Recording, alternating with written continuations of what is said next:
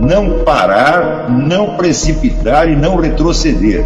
Então dizer para esse cara, sabe quando nós vamos parar? Nunca, nunca na sua porca vida, né? E aí, pessoal do canal, tranquilo?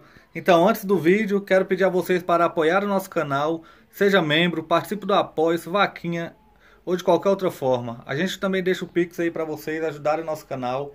Estão vendo aí toda a censura que está acontecendo aqui no YouTube, em toda a grande rede social.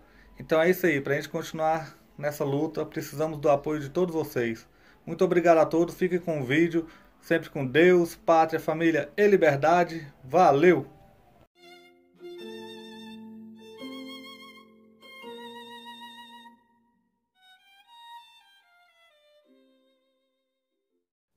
De que eu acredito que o FHC, na sua mente e no seu coração, é comunista. E daí ele disse, é um absurdo. Eu digo, é um absurdo mesmo, mas não foi isso que eu quis dizer. Porque eu já expliquei 1000 vezes que ser comunista só é matéria de fé na cabeça do pequeno burguês que não sabe nada de comunismo. Objetivamente falando, ser comunista é você estar numa rede de compromissos com o comunismo e trabalhar para ela. A sua fé pouco interessa, né? Até dei o exemplo outro dia mesmo, eu lembrando do general cubano, que era o chefe da polícia secreta cubana. Ele matou tanto cubano que o apelido dele era Charco de Sangre. E ele tinha o maior desprezo pelo marxismo-leninismo. Ele dizia, tudo isso é uma bobajada. O que interessa é matar os caras. Mas, que, aliás, isso foi caricaturado pelo Rowan Atkinson, né? Naquele vídeo do Marxists, em que estão os caras lá, eles tentam ler o Capital, quando chega ali na quinta linha, eles não estão entendendo mais nada. Ah, vamos parar com essa porcaria, vamos sair e matar alguém. O general Charco de Sangre era isso, né?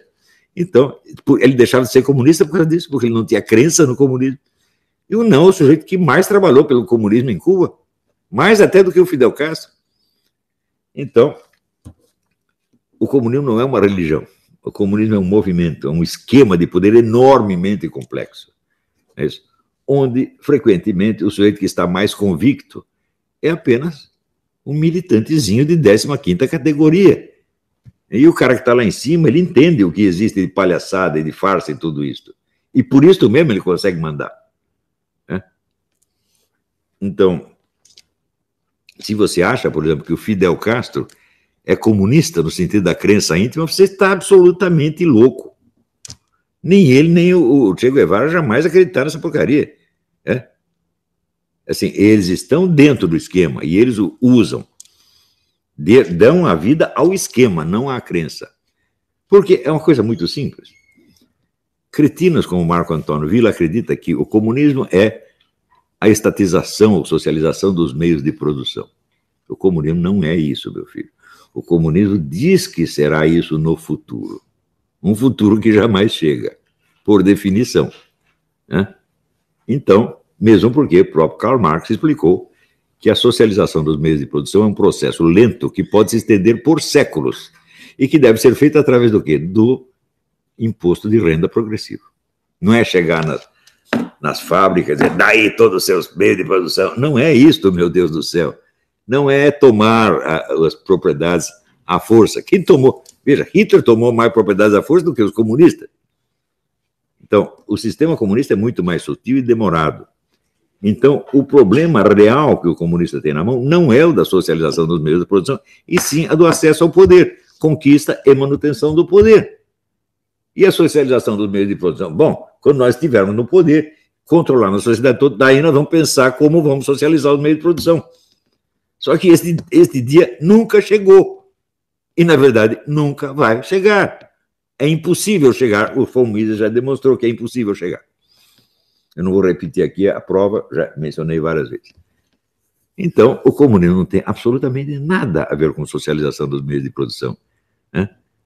Exceto como um objetivo alegado, um pretexto para arregimentar as pessoas, discipliná-las e botá-las a trabalhar por um partido, por um movimento ou por um chefe.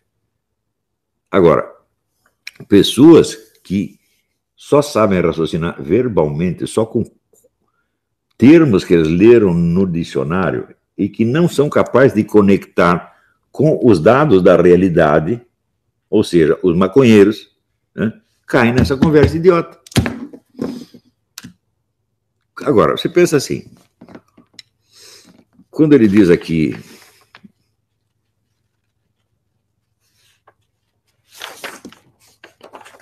bom, então, aqui estamos indo para a loucura, para a irracionalidade, etc. Ele está apelando ao conceito da razão. Ora, a razão é uma coisa, como uma banana, uma laranja, que você olha e você já sabe o que é? Não. Né? A razão é uma atitude cognitiva humana que se define por um conjunto, uma articulação de operações enormemente complicada. Quais são os traços que definem a razão? Bom, o primeiro traço, o mais facilmente reconhecível, é a lógica, ou seja, a coerência interna do discurso. Tal como exemplificado muitas vezes nos diálogos com Sócrates. Ou seja, você coloca certas premissas que são aceitas por todos os debatedores e tudo o que você afirma depois tem que estar coerente com essa premissa iniciais. Se falhar a coerência, o seu argumento foi para o brejo. Isso define a razão de jeito nenhum. Né? Porque não basta um discurso ser internamente coerente para ele ser racional. Ele tem que ser externamente coerente, ou seja, coerente com os dados a respeito das realidades dos quais ele está falando. Se eu fizer assim, todo Ptolux é Gauls, e todo Gauls é Dulce, portanto, Ptolux é Dulce. Está correto, logicamente, não está? Se todo A é B e todo B é C, portanto, A é igual a C. Só que isso aí é apenas a coerência lógica, ela não tem nada a ver com a razão. A razão exige muito mais do que isso. Esta é a parte da razão que pode ser programada no computador. Agora, você dizer que o computador tem o uso da razão, você está doido? Ora, quando diz, bom, então nós temos nosso discurso, além de ser coerente internamente, o que é uma coisa que até um computador faz, e até um macaco faz, e até um gato faz. Ele precisa ter algo mais. Ele precisa ter uma coerência com os dados da experiência. Ora, como que eu capto os dados da experiência? É fácil responder, pelos 5 sentidos. Então, como é que eu vou captar pelos 5 sentidos as operações da razão que fulano ou fulano praticou? Isso não é acessível aos 5 sentidos. Então, eu preciso usar a imaginação para produzir um análogo daquilo que me parece que o sujeito pensa. E daí eu encaixo isso dentro do meu discurso, e se a minha imaginação estiver de acordo com os sinais externos que o sujeito emitiu, e estiver de acordo com o restante, com a forma lógica do discurso, então eu digo, bom, então aqui temos uma apreensão racional do negócio. Agora, é possível você obter um conceito da razão por percepção sensível? Claro que não. Então, você nunca pode dizer que um raciocínio é racional, que um argumento é racional ou irracional, sem você ter a consciência dos procedimentos racionais ou irracionais usados para produzi-lo. Caso contrário, você está usando a palavra razão como um fetiche para impressionar o eleitorado. E nesse mesmo ato você está provando que você não tem a menor ideia do que é a razão. Então, isso aqui é charlatanismo explícito, do começo até o fim. Agora, como charlatão nunca é charlatão só teórico, nós não podemos esquecer que o seu Meno Carta posa como um grande jornalista. Mas ele vive do seu trabalho de jornalista? Não, porque a revista dele não vende. Ele já presidiu inúmeros fracassos jornalísticos retumbantes, como o jornal que é o Jornal da República, né? Ou o Jornal da Tarde, que deu prejuízo durante 10 anos até ele sair, só quando o outro sujeito assumiu que melhorou o negócio. Ou a própria revista Veja, que foi assim. Né? Então, ele não é capaz de fazer um jornal, uma revista que tenha público. Então, o que ele faz? Ele recorre ao governo, para que o governo compre a sua produção e a distribua. A revista Carta vive um treco chamado Carta Educação, que é toda a tiragem de milhões de exemplares. É comprada pelo governo para distribuir a todos os professores da rede pública do Brasil. Para quê? Para fazer a cabeça deles no comunismo. E só para isto. Vocês querem ver uns exemplos? Quer ver algumas matérias que saem na Carta Educação? Aqui, ó. Cuba, o que é a revolução hoje? Escrito por um tal de Fábio Luiz Barbosa dos Santos. Qual é o assunto da matéria? O socialismo cubano considerar resistir incólume à penetração do capital estrangeiro? Essa é a grande preocupação. Não salvar os cubanos que estão morrendo de fome e que o capital estrangeiro vai salvar. Mas salvar o socialismo cubano que pode ser dissolvido pela entrada do capital estrangeiro. Esta é a grande preocupação da revista Carta Educação e ela passa isso a milhões de professores. Outro aqui, vamos ver. Peguei assim uns exemplos a esmo. Olha aqui, o parentesco desastroso para a educação. Ele diz que o Paulo Guedes, ministro da Economia, é parente da Elizabeth Guedes, vice-presidente da Associação Nacional de Universidades Privadas. Por que isso seria desastroso para a educação? Existe um estado mais desastroso na educação do que aquele que o Brasil já atingiu, graças a coisas como Carta Educação, que são 50% de analfabetos funcionais despejados por ano na rua no mercado pelas universidades, e os nossos estudantes secundários tirando os últimos lugares nos testes ano após ano. Não pode melhorar, e não pode piorar. A não ser naquele maravilhoso ministro da FHC, que quando viu que os alunos tinham tirado o último lugar, disse que poderia ser pior. Até hoje eu não sei o que ele quis dizer com isso. Talvez poderiam ter matado os alunos, né? Então, por que esse parentesco é desastroso para a educação? Essa senhora ocupa algum cargo no governo? Essa prima dele? Não.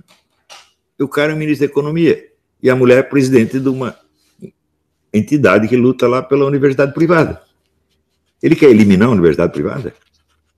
Depois que nós sabemos que qualquer aluno da rede pública custa 3 vezes mais do que a mensalidade de qualquer escola privada. Quer dizer, a escola privada é um desastre em si mesmo? Claro que não. É uma pena que as escolas públicas e a maioria das escolas privadas não consigam seguir o nível das melhores escolas privadas. É uma pena. Mas isso não torna a escola privada por si mesmo um desastre. E, além disso, como todos os crimes do Bolsonaro, este é um crime futuro e hipotético, que é apresentado como se fosse uma coisa real e comprovada historicamente. Quer dizer, o Bolsonaro vai fazer isso assim. Como é que você sabe, pô?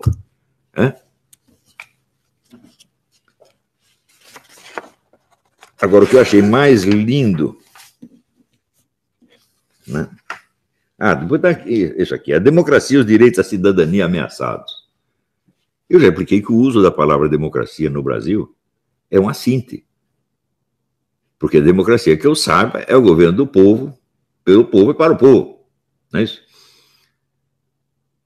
É o governo onde o povo é o poder soberano, como está na Constituição.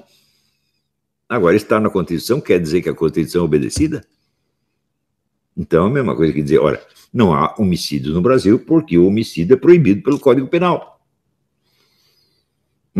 Então, a Constituição diz que o Brasil deve ser uma democracia, ou tem de ser uma democracia, mas ele não é. Por quê? A opinião majoritária da população, que é cristã e conservadora, está excluída da representação política, da mídia, das universidades e da própria vida social há meio século. Então, existe a democracia para aquele grupo, tipo petista, PSDBista, que voltou do exílio nos anos 80 e tomou o país para si. Para eles existe democracia, eles discutem democraticamente, mas o que é isso? É o centralismo democrático de Lenin. Quer dizer, a democracia para nós, né? E chicote no lombo dos outros. É exatamente o que tem sido. Qualquer sujeito que esteja defendendo a democracia brasileira é um vigarista. Porque o primeiro sinal de prática da democracia foi quando o povo se rebelou contra esse establishment dominante, saiu às ruas e elegeu quem ele queria. Antes não dava, porque os partidos não aceitavam. Então veio um sujeito sem partido, criou um partideco e venceu as eleições. Alguém entre esses amantes da democracia aceita o resultado? Não, eles não aceitam. Então, é o caso de, desculpa, mas democracia é o caralho. Hã? Então, são todos hipócritas como este vagabundo desse Mino Carter. Que quer dizer o seguinte: o Olavo está promovendo a revolução cultural para derramar o sangue nas ruas, etc, etc. Você está me atribuindo crimes. Eu não vou nem processar você, porque quando sair a sentença você vai estar morto. Você está com 85 anos, gagá, com o cérebro podre, né? E eu acho que você nem merece ser processado. Você não merece nem um chute no cu, porque você deve ter hemorroida, né? E o chute no cu pode te matar. E eu não quero ser assassino, entendeu? Você não merece nem isso, Mino Carter. Então, é isso. Eu estou fazendo isso aqui só para documentar. Agora, a coisa mais bonita da revista Carta Educação, a coisa mais linda, vendo que, ano após ano, durante 2 décadas, os nossos estudantes tiram os últimos lugares nos testes internacionais, no PISA. O que essa revista, que faz a cabeça de todo o professorado e que, portanto, dirige intelectualmente a educação nacional, fez para resolver o problema? Marcou um congresso para discutir se o resultado do PISA é confiável. Não é lindo isso aqui? O mundo inteiro acredita no PISA e toma como padrão de aferição, mas no Brasil não. Como nós tiramos o último lugar, então nós estamos mais habilitados a julgar o teste do que os aplicadores do teste. Viu? Gente, né? Mandar um sujeito desse tomar no cu pressupõe que ele tem um cu, o que chega a ser duvidoso. Tá bem? Vou fazer uma pausa, daqui a pouco nós voltamos.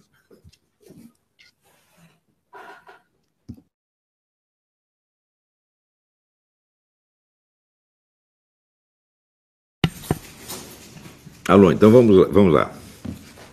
Aqui, Nicolas Carvalho pergunta: por favor, me dê um conselho sobre como superar mágoa, raiva e perplexidade dentro dos esquerdistas. Né? Quanto mais estudo, mais fico chocado com eles. Digo, bom, você precisa ter 2 condições. A primeira é realmente você estar seguro da sua superioridade intelectual. O que isso é possível se a superioridade intelectual existir de fato. Isso leva um tempo, então você perderia, vamos dizer, o medo dos caras. E a segunda coisa é você adquirir uma autonomia emocional e afetiva. Você não precisar que eles gostem de você ou que eles aprovem. Para mim, a técnica que eu uso é o seguinte: eu escolho as pessoas que eu quero que gostem de mim e as outras eu estou um pouco me lixando. Eu acho até que tem mais pessoas que gostam de mim do que eu mereço. Eu já passei há muito tempo. Tem tanta gente que gosta de mim, né? Então os outros não precisam gostar de maneira nenhuma. Agora, se há uma expectativa de aceitação social, né, ou até de afeição, você está lascado. Você não pode precisar de jeito nenhum. Você tem que agir como o psiquiatra no hospício. Eu vi um brilhante psiquiatra brasileiro, Dr. Juarez Strachman, trabalhar. Assim, ele tratando com os louquinhos dele era o ser mais antipático do mundo. Ele queria curar os caras, e os caras de fato curavam, tá entendendo? Ele não tentava ganhar a afeição deles, ele não precisava da afeição. Né? Então, hoje em dia, o pessoal dá muita importância a isso, né? A ser gostado, é a carência afetiva do brasileiro. Supra a sua carência afetiva apegando-se às pessoas que você verdadeiramente gosta e desprezando os outros, porra. Não há outro jeito de fazer isso. Porque se é aprovado, gostado por todo mundo, mas nem Jesus Cristo conseguiu, por que você vai conseguir? Não é isso? Vamos lá. O Brian dos Santos pergunta: estabeleci para mim mesmo o propósito de até os 30 anos, tenho 24, me dedicar quase que exclusivamente ao estudo da literatura, da história, da língua portuguesa e de outras línguas estrangeiras. Apenas mais tarde penso em estudar filosofia. É a melhor coisa que você faz, Brian.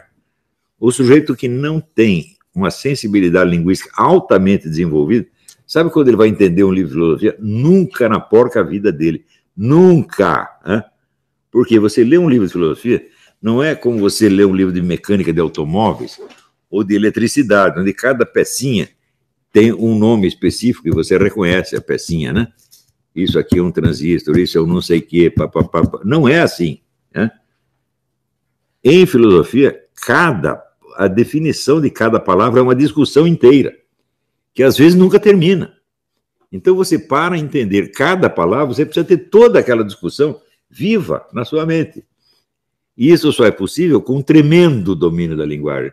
Também você não pode esquecer que os próprios filósofos aprenderam a escrever, não com outros filósofos, mas aprenderam com os poetas, com os romancistas, etc, etc. Então, o aporte literário na obra de todos os filósofos, sem exceção, inclusive os mais técnicos, é muito grande. Né? Se você vê, por exemplo, se você lê Edmund Husserl, o Edmund Husserl era de formação, ele era um matemático. Né? Então, ele fazia as demonstrações dele com muita precisão, muito cuidado, etc, etc. Mas, quando por baixo dessa estrutura matemática, você tem uma riqueza de semântica enorme. E sem isso você não vai entender. Agora, o preconceito em favor das chamadas ciências duras cria o quê? Cabeças duras.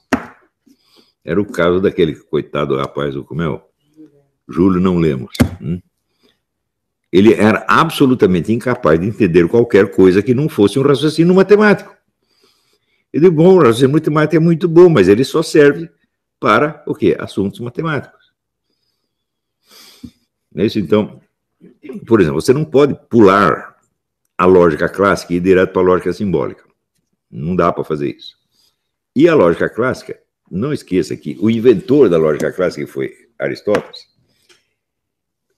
ele, antes de chegar na lógica, ele pôs o livro sobre a interpretação, que é um livro praticamente sobre a arte da leitura, né? Colocou o livro da retórica, o livro da poética, o livro da retórica e o livro da dialética. E daí ele chega à demonstração lógico-matemática. Mas sem esse começo literário, você não entende do que ele está falando. Porque você está subindo na escala da formalização. Acontece que, quanto mais formalizado é um raciocínio, menos conteúdo real ele tem. Porque você, se está usando um raciocínio formalizado, você só pode usar as palavras num sentido já previamente definido. Agora, dá uma olhada em volta, né? Ver os objetos que tem na sua sala, ver quantos desses objetos você sabe definir. Você não sabe, a definição de cada um é um problema. Não é isso? Então, você tem que partir de uma linguagem que, em vez de ela lidar com conceitos já formalizados, ela realiza todo o processo da formalização, que vai desde a percepção sensível, passando pela imaginação, passando pela elaboração retórico-dialética, até chegar no formalismo. Se você não sabe fazer todas as operações, é muito simples, você não sabe ler. Né? E se você treinar lógica, matemática, depois disso, você vai ficar burro de uma maneira absolutamente irremediável. Não tem conserto isso. Isso é a pior tragédia que pode acontecer para uma pessoa. É melhor não ler nada, é melhor ficar burro. Digo, olha, eu só leio aqui Tio Patinhas e Almanaque da Mônica. Né? Cuidado, tá? No Almanaque da Mônica tem alguma propaganda ideológica. Então, vamos lá. Nestor Emílio Lursen Jr. O curso Política e Cultura no Brasil pode auxiliar os alunos no estudo e combate à manipulação comportamental nas escolas e universidades? Bom, eu acho que ele é útil para isto, mas uma utilidade muito pouca, muito remota, porque o curso não diz respeito, vamos dizer, à atividade militante. Ensinar como se combate essas coisas. Olha, eu durante quase 10 anos eu ofereci um curso de formação de líderes e militantes políticos. Eu só disse o seguinte, eu dou esse curso de graça, mas alguém tem que pagar a vinda dos alunos e a estadia deles aqui, porque eu não posso dar aula para 10, 20 caras, ainda pagar o hotel deles e pagar a comida deles, eu não vou aguentar. Então alguém tem que subsidiá-los. Nunca apareceu. Né? Tem um monte de caras, nós precisamos difundir as ideias liberais, etc, etc. Tudo papo furado. Né? Se eu formasse 10 caras aqui, 10 líderes, assim mesmo, a gente já tinha acabado com esses comunistas na universidade há muito tempo, mas há muito tempo. Então, mas este é um outro assunto que eu nunca lecionei, nunca vou lecionar por internet. Isso tem que ser em pessoa, tá certo? E de uma maneira muito discreta, porque senão você vai estar entregando todos os truques para o inimigo, não é besteira. Eles já vão saber o que nós vamos fazer. Então, olha, em todo esse negócio, um elemento essencial é A surpresa é você nunca fazer o que os caras esperam que você faça. E a nossa direita, com frequência, faz exatamente o que os caras esperam que ela faça. Então, se dão mal, evidentemente. Não é isso? Boa noite a todos.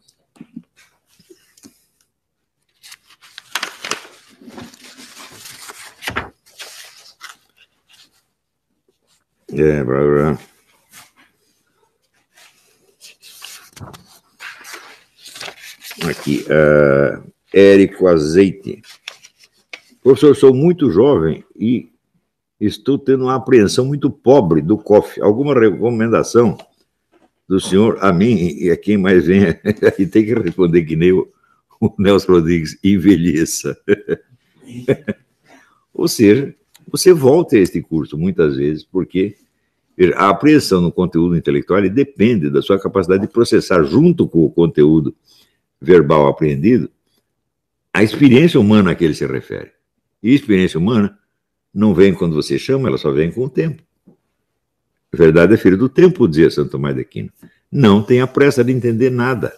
Você pensa assim, olha, eu vou dormir hoje sem ter entendido nada daquele negócio assim. Eu digo, e daí, o mundo vai acabar por causa disso? O mundo está esperando, né, o meu parecer a respeito? Se eu não explicar tudo para o mundo vai acabar. Não, o mundo está pouco se lixando, ele vai continuar do mesmo jeito. Então, dê graça a Deus, oh Deus, que bom que o problema é seu e não o meu. É isso. Então, vai devagar, não se afobe. Aqui, Andréa de Faria pergunta, tenho feito estudos de educação clássica e gostaria de sugestões de leitura. Gostei nós que já tem Trivium clássico da irmã Miriam, Quadrivium de Magistro, como ler livros, etc, etc. Eu sugiro, evidentemente, uma leitura integral da história da literatura do Otto Maria Carpon. Você faz o que eu fiz quando eu tinha 18, 19 anos. Você vai lendo aquilo, que é muito bem escrito, é muito gostoso aqui, né? E você vai anotando todos os autores aos quais ele dá mais importância. Né? Se ele dedicou mais de uma página àquele autor, o autor é certamente importante, e você coloca lá o nome do autor e a época, a data de nascimento do cara, para um dia você ler os livros do sujeito. Eu fiz isso quando tinha 18 anos, até hoje estou lendo os livros dessa lista. Nunca acabou.